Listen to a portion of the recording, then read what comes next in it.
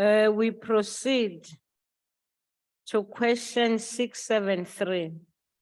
Also asked to the Minister of Health by the Honorable Reverend Meshoe. The Honorable Deputy Minister. Question 673. Yeah, Chair, you would probably cut me down when I'm reading this one. It's quite a lengthy one by Honorable Meshoe. The Department of Health administers and regulates the hazardous substances through the Hazardous Substance Act of 1973 as amended. Under this act, there are regulations titled Regulations Relating to the Aerial Application of Agricultural Remedies. Government Gazette number 16880 of 20 December 1995, which deals with the aerial application of agricultural remedies. In addition, the department has developed a guideline in 2022 titled Guidelines for the Investigation and Environmental Control of Human Chemical Exposure and Poisoning Cases, a guide for environmental health practitioners. The Department of Health regulates chemical safety, which is implemented by metropolitan and district municipalities in their areas of jurisdiction, supported by both national and provincial health departments. This function falls under the Municipal Health Services as defined in the National Health Act of 2003 as amended, and it is carried out by environmental health practitioners to protect those living in targeted areas. The regulations of 2020 December 1995 requires that the inspector, which is in this case an environmental health practitioner, be furnished with the following information: 1, the name and business address of the aerial application firm, the date of the aerial application; 2, 3, the trade name or of the industry, known or unknown, the active ingredient of the agricultural remedy that will be used and the quantities thereof, the name and address of the supply of such an agricultural remedy, the names and addresses of the employees involved in the aerial spraying, and the protective clothing that would be worn by the employees. Furthermore, during the course of duty, the environmental health practitioners are expected to create awareness and educate the public and community at large on pesticides and or chemical safety to those living in targeted areas to reduce the potential risk of exposure to the chemicals involved, under whose jurisdiction such activities shall be carried out.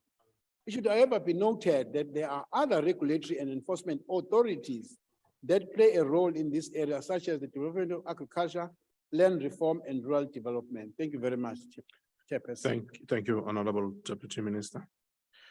The first supplementary question, Honorable Meshoe.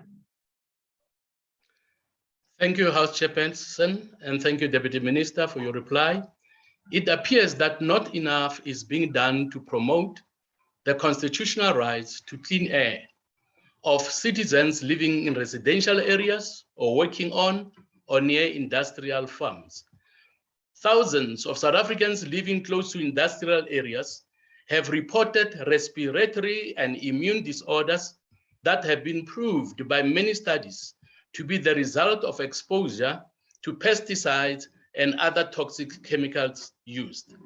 Countries such as Bulgaria and Britain expect commercial farmers, as an example, to issue warnings to nearby residents before spraying their crops.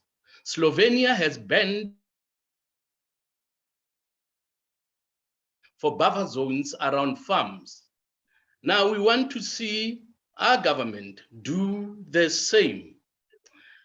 What is government's policy, after what I've heard the Deputy Minister say, with respect to protective equipment for farm workers that is being implemented? Because we see some farm workers spraying pesticides without protective equipment. And what are the potential health risks of these chemicals that are sprayed into the air to humans from direct contact and also via ingestion of water, food, and food contaminated by these chemicals? Thank you.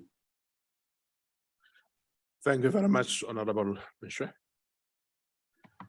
Yeah, Honorable Meshoe, as on my last part of the main question asked, I was just saying we should note that there are other regulatory and enforcement authorities that play a role.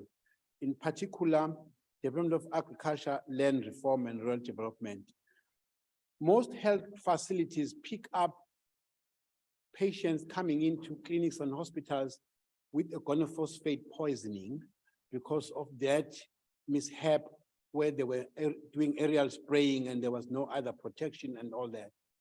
And therefore, it is sometimes the other environmental health practitioners that are under the jurisdiction of a particular municipality not having been aware or not were there to actually check, or it's just the short chaining of a protocol done by some farmers where they would probably prefer to do aerial spraying without actually informing the citizens locally and getting them to be protected or their employees. So it's not just one body. So it is not a policy that is coming from health. We just come in there to assist and be part of actually reducing the impact that aerial spraying might have on citizens.